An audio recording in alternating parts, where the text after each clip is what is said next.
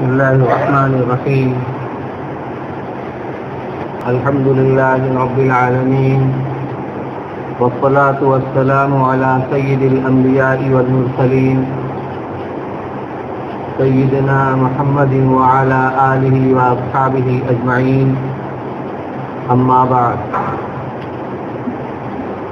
فعن عبد الله بن عمرو رضي الله تعالى عنه قال: قال رسول الله صلى الله عليه وسلم: إن أحبكم إلي أحسنكم أخلاقا.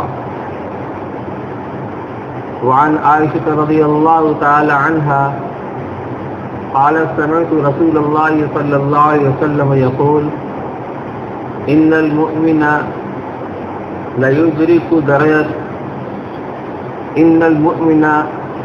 ليدرك بحسن خلقه درجة قائم الليل وصائم النهار. وعن أبي الدرداء رضي الله تعالى عنه قال: سمعت رسول الله صلى الله عليه وسلم يقول: إن أثقل شيء يوضع في ميزان المؤمن حسن الخلق، وإن الله ليبغض الفاحش البذيء، أو كما قال رسول الله صلی اللہ علیہ وسلم. محترم بھائیوں اور بزرگوں، حسن اخلاق جو ایک انتہائی اچھی صفت ہے، ہر معاشرے میں، ہر سماج میں اچھے اخلاق والے آدمی کو پسند کیا جاتا ہے. اس کے اندر نرمی کو سب سے زیادہ دخل ہے. لہذا جو انسان جتنا زیادہ اچھے اخلاق والا ہوتا ہے، وہ اسی اعتبار سے نرم دل ہوتا ہے، نرم زبان ہوتا ہے. حسن اخلاق کو نرمی کے ساتھ، یعنی نرم دلی اور نرم زبانی کے ساتھ اس کا جوڑ ہے، اس کا تعلق ہے. اسی لیے قرآن پاک میں اللہ تبارک و تعالی نے ارشاد فرمایا: فَبِمَا رَحْمَةٍ مِّنَ اللَّهِ لِنْتَ لَهُمْ. اے نبی، یہ اللہ تعالیٰ کی رحمت کا ہی اثر ہے کہ آپ ان صحابہ کے لیے اور آپ لوگوں کے لیے نرم ہیں. وَلَوْ كُنْتَ فَظًّا غَلِيظَ الْقَلْبِ لَانفَضُّوا مِنْ حَوْلِكَ. اگر خدا نہ خواستہ بالفرض محال اگر آپ سخت زبان اور سخت دل ہوتے تو یہ مجمع آپ کے پاس جو نظر آ رہا ہے یہ سب کا کھسک چکا ہوتا، آپ کے پاس سے ہٹ گیا ہوتا، چلا گیا ہوتا.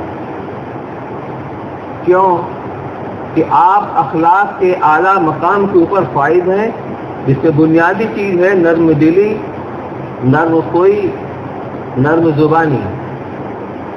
چنانچہ قرآن اس بات کی گواہی دیتا ہے: اِنَّكَ لَعَلَىٰ خُلُقٍ عَظِيمٍ، کہ اے نبی آپ اخلاق کے اعلیٰ مقام کے اوپر فائز ہیں.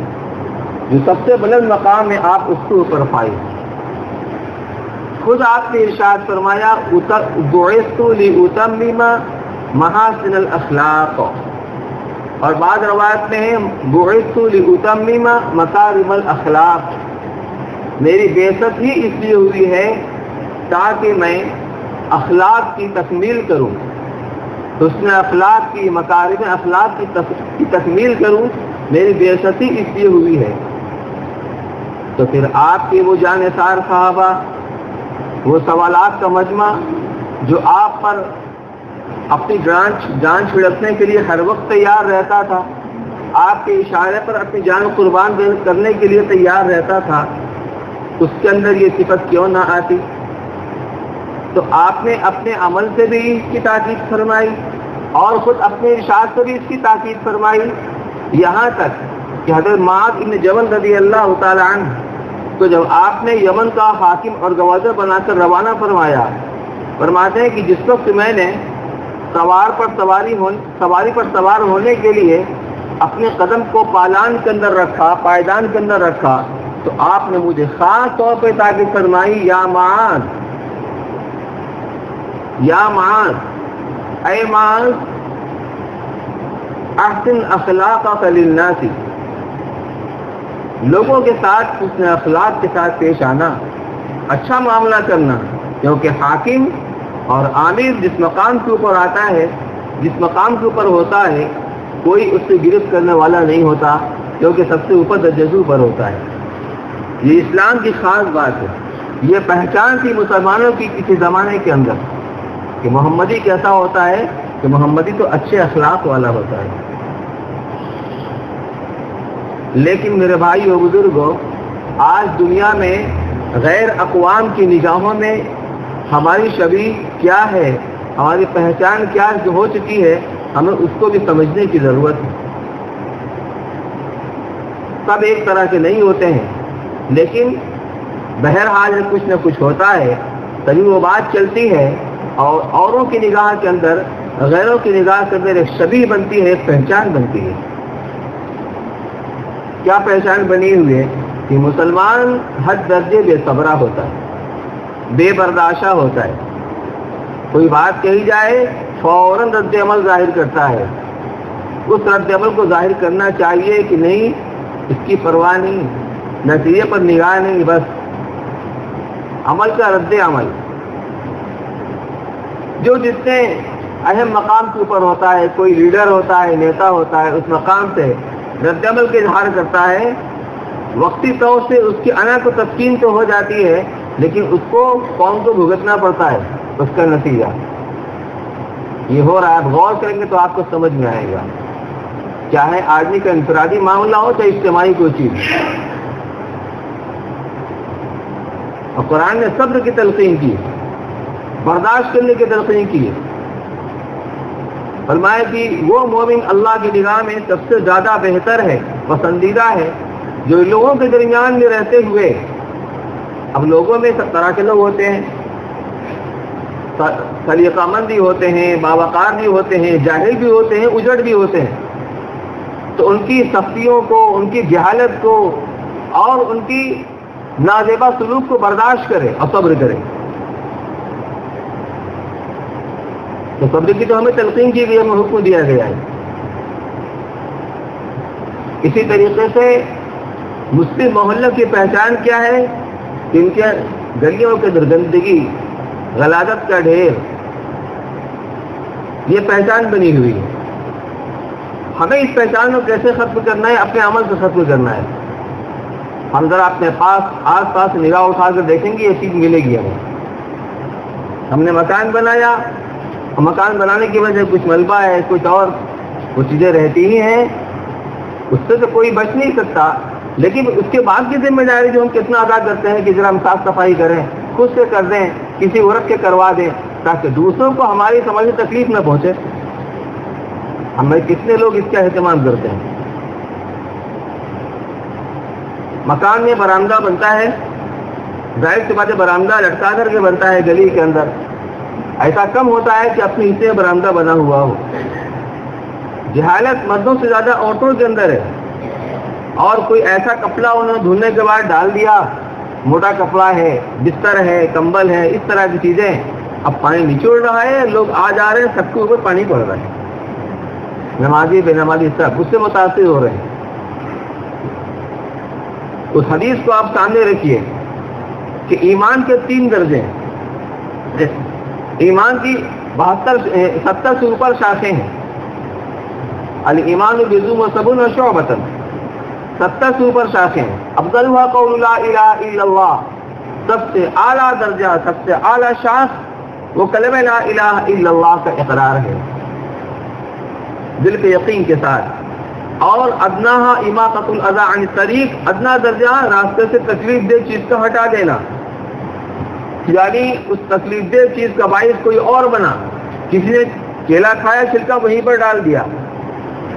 آج کل بچے ہیں نا، وہ پتنگ اڑاتے ہیں، اور خاص طور پر جاپانی، وہ چائنیز جو منجا آتا ہے، وہ گلے میں ڈال دیا، کسی کا پیر پھنس رہا ہے، کبھی کچھ ہو رہا ہے، کتنے حادثات ہو چکے ہیں، گاڑی پر جا رہے ہیں، وہ پھنسا اور گردن کٹ گئی۔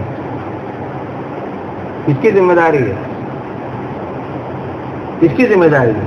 اپنے بچوں کے اوپر نگاہ رکھنی چاہیے، کیا کر رہے ہیں۔ ان کو نگاہ رکھنی چاہیے. راستے میں پڑا ہوا ہے, ہم نے دیکھا اس کو کنارے کر دیا تاکہ کسی راہگیر کو تکلیف نہ پہنچے. حالانکہ کسی اور نے تھا, سبب کوئی اور تھا اس تکلیف کا, لیکن ہم نے اس ایمان کے تقاضے سے ہم نے اس کو سنا, اس کے فضیلت کو, اس کو ہم نے ہٹا دیا کہ اللہ کی مخلوق کو, اللہ کے بندوں کو تکلیف نہ پہنچ جائے, کنارے کر دیا. یہ ایمان کا ادنا درجہ ہے. اگر ہم خود اس کا باعث بن جائیں, ہم خود اس کا سبب بن جائیں, میرے بھائیوں اس آئینے کو لے کر اپنی زندگی کو دیکھیں, اپنا عمل دیکھیں, قدم قدم پر ہم کو نظر آئے گا. کسی پر تنقید نہیں ہے بلکہ اپنا محاسبہ, اپنا جائزہ ہے. ہم گاڑی چلاتے ہیں اور کہیں گاڑی کو کھڑی کرنے کی ضرورت پیش آئی ہے, اس سے کتنا اہتمام ہوتا ہے کہ اس بات کا دھیان کیا جائے ہمیں جہاں کھڑی کرنی چاہیے وہاں کھڑی کر رہے ہیں یا بے سلیقے کھڑی کر رہے ہیں.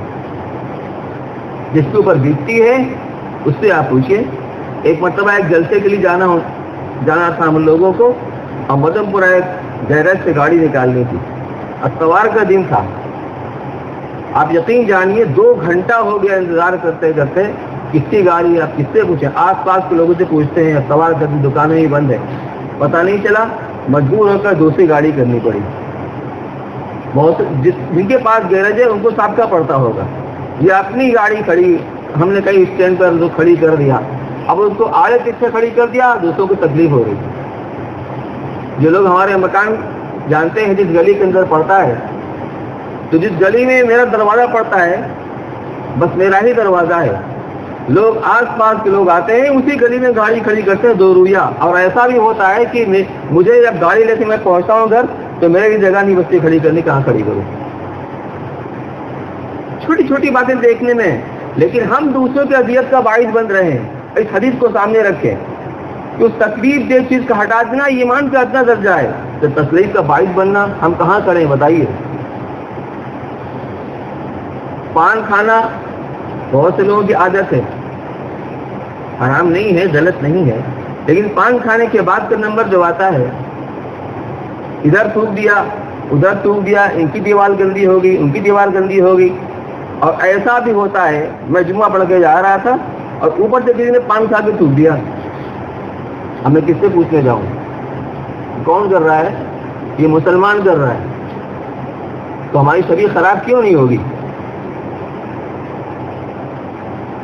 آپ حدیث کا ترجمہ ہی سماعت فرما لیں جو میں نے خطبے کے اندر پڑھی ہے. حضرت عبداللہ بن عمرو بن عاص رضی اللہ تعالیٰ عنہ فرماتے ہیں کہ رسول اللہ صلی اللہ علیہ وسلم نے ارشاد فرمایا کہ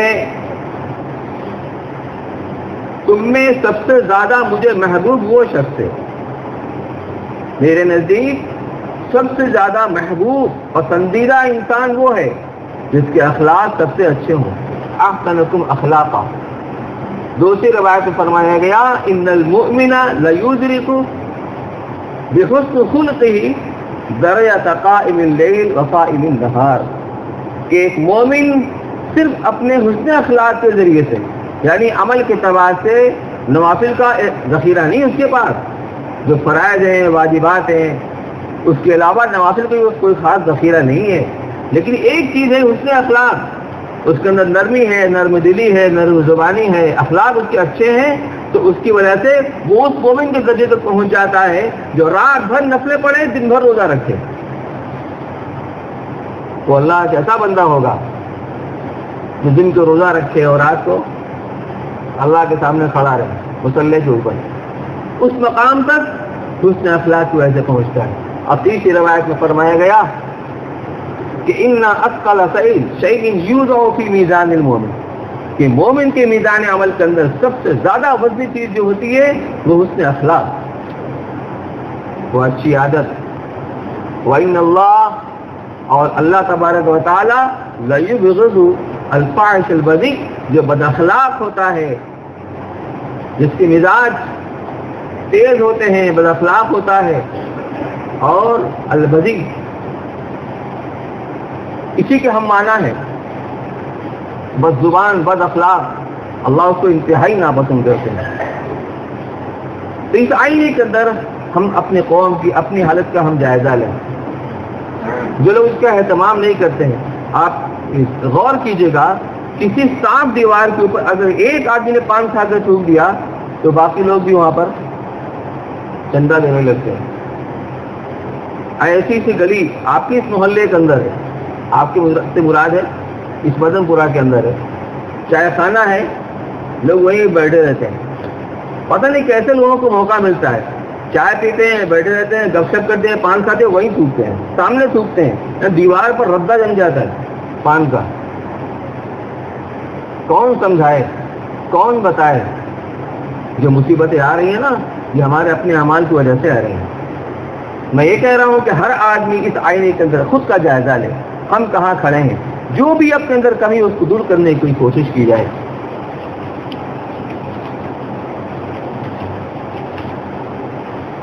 گلی کے اندر بچے کرکٹ کھیلتے ہیں، والدین کو خبر نہیں ہمارے بچے کہاں ہیں، کیا کر رہے ہیں، یا پتہ ہے تو بھی اس کا اہتمام نہیں کرتے، ان کو سمجھایا جائے، بتایا جائے۔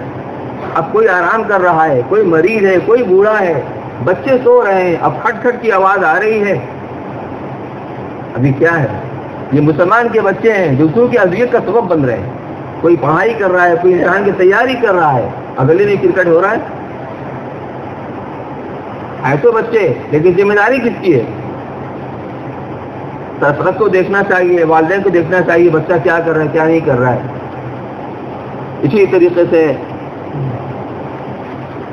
جنریٹر ہے، اب تو اس کا رواج کم ہو گیا، الحمدللہ اب تو لائن رہتی ہی ہے، جنریٹر ہم استعمال کر رہے ہیں اپنے ہاں، اب لائٹ چلی گئی ہے تو کبھی ایسا بھی ہوتا ہے کہ ٹھنڈی ہوا تو ہم کھا رہے ہیں اور گرم ہوا ہمارا پڑوسی کھا رہا ہے۔